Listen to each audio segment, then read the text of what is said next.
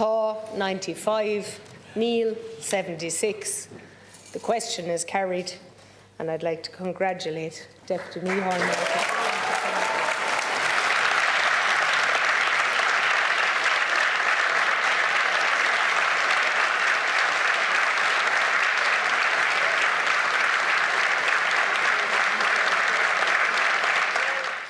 I would like to thank my proposer, Albert Donal, seconder, Deputy Catherine Ardagh, and all of the deputies who supported me. And from my own party, Fianna Fáil, from the Fine Gael party, and from the Regional Independent Group, all of whom negotiated a programme for government in an upfront and honest manner. It is a sad development, in my view, in many parliaments in the world, that they have become more angry and divisive. They have become forums dominated by the inflated rhetoric of demonstrations rather than a place where different groups can argue in good faith and respectfully disagree. On the day where we carry out our most important constitutional duty as representatives of the people, we should take a moment to remember and respect those things which we share. It is a profound honour to be nominated to serve as head of the government in a free, democratic and diverse republic. Today, I am deeply conscious of the democratic tradition which our country has developed over more than a century. We should never take for granted the freedoms and opportunities secured for us by the generations who sat here before us and by the men and women who fought and campaigned for the establishment of Dáil. Our democracy has remained strong through some of the gravest challenges of a turbulent century. We have continued to have free debate and free elections. We have never wavered in our commitment to the peaceful resolution of disputes. The most powerful thing about the mandate which each of us in this House holds is that it is based on the support of our families, our supporters, in most cases our parties, and above all, our communities. I could not be more thankful to all of those who have been at my side and have helped me to achieve the honour of being nominated to serve as Taoiseach. It is the nature of politics that the focus is mostly on the few of us who achieve office, but the role of those who work with and for us is central. And I want to thank those who work for our party and have kept our voice and our representation so strong. They never believed the predictions and had faith that our people and our policies would prevail. I also want to thank the many friends and colleagues who have helped me over the years and who, with typical Cork modesty, advocate on a regular basis for the well-being of my home city and county. As they have grown, my children Micheál Aodh, Aoibhe and Cillian have moved from being observers to being pillars for me. They are unflinching in their advice and constant in their support. I have been blessed to have a partner in Mary who has done so much more than just keeping me rooted. No position I have held and nothing I have achieved would have been possible without her.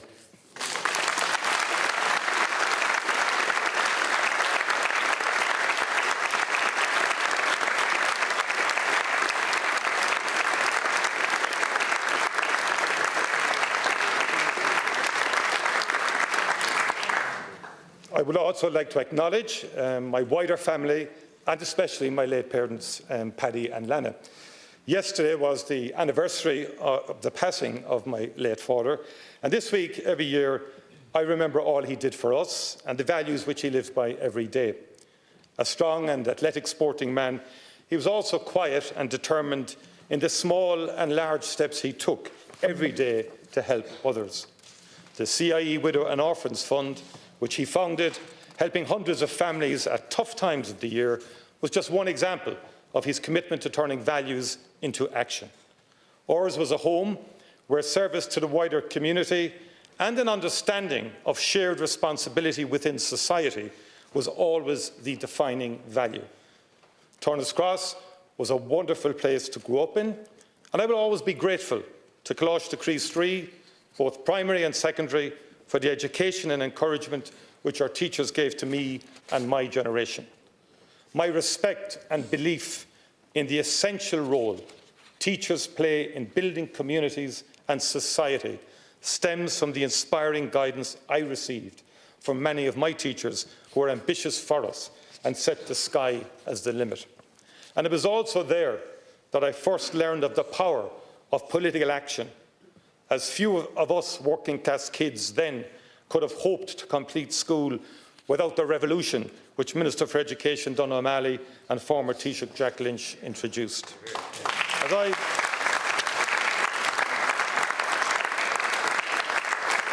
As I look at Ireland today, it is clear that there can be a degree of cynicism towards politics, and too often we dismiss the motivation of others, especially those we disagree with. I reject this. I believe in the good faith of those who seek to serve their communities in elective office.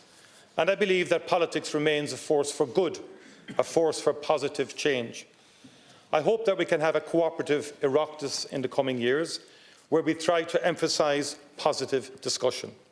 For my part, I intend to remain open to constructive ideas from deputies from all parts of the House. When nominating members of the new government, I will address more specific policy points, but I think it's important to state the core principles on which I intend to lead the government. When reflecting on the legacy of republicanism from the 1916 generation of which he was a part, Sean Lemass always stressed the idea of responding to the needs of today and shaping the future. For him, true republicanism was not about following the past. It was about a willingness to move on and create new ways forward.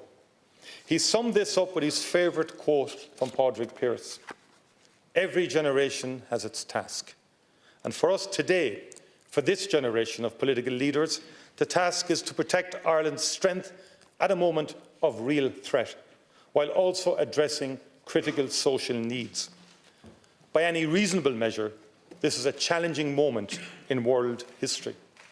Ireland is an open democracy with an open economy. We cannot expect to stand unaffected on the sidelines. We must protect and renew an economic model which delivers high employment and resources for public services. Central to this, we must strengthen our three essential relationships: with Europe, with the United States, and with the United Kingdom. Europe is the essential foundation upon which we rely. And this week marks the anniversary of the day when Jack Lynch and Patrick Hillery signalled our commitment to a European future by signing our Treaty of Accession. The government I lead will work every day in the same spirit. We will work to help reform and strengthen the European Union. We will work with others to overcome urgent economic, environmental and political challenges which threaten our shared interests and values. We will not flinch in our support for protecting Europe's freedom and democracy. Our relationship of kinship with the United States is older than our state. It has endured because we have continued to renew bonds of respect and cooperation. We are not naive about the realities of change, but equally, the Ireland-America relationship is one which benefits us both, and it will emerge strongly no matter what. The United Kingdom remains a close social, cultural and economic neighbour for us, and we will begin operating a new systematic approach to consultation and cooperation. And internationally, we will be an active voice for the values of peace, cooperation and development. We will follow the profoundly welcome ceasefire in Gaza with a sustained programme of humanitarian and reconstruction aid. And we will do this through cooperation with the World Food Programme and UNRWA. Protecting and renewing Ireland's economic strength and standing in the world must, as I have said, also be accompanied by sustained action on other urgent needs. 60 years ago, this month, Sean Lemass went to Stormont to meet Terence O'Neill. They agreed that we should be able to promote our constitutional objectives while also working together for shared development. It is a great tragedy that their new departure then was not allowed to achieve more. The new government will push forward on the historic task of building a lasting reconciliation. We will implement the largest ever programme of North-South research and investment, opening critical links and building both engagement and understanding through a further strengthened Shared Island initiative. Too many people are struggling to afford a home to buy or rent. Helping them will be a priority for the new government and for the Dáil. Too many people with disabilities and their families have to fight too hard to access the services they deserve. We must begin a new era in support for them, not just increasing resources, but step-changing the scale, nature and delivery of services. And this is not the work of one minister. It must be the work of every part of government and of this Oireachtas. We must deliver both resources and reform to help all our children to get the best start in life, through smaller classes, through community development programmes and through targeting resources to help families experiencing poverty. We must protect nature and biodiversity and move forward in tackling the existential problem of climate change. In all of this, the government I will lead will reject the sterile politics of the extremes, the empty gestures of those who want to impose inflexible ideologies when addressing issues which are as complex and diverse as our people. Mine will be a government which seeks to work in a spirit of practical republicanism, a spirit which has helped our country achieve so much in the past and which is essential if we are to meet the challenges of today. A spirit which will create equality of opportunity for all, which will work to underpin and promote the status, the dignity and independence of people with disabilities. A spirit that will build more houses at an accelerated pace and work every day to build reconciliation between the different traditions on the island of Ireland.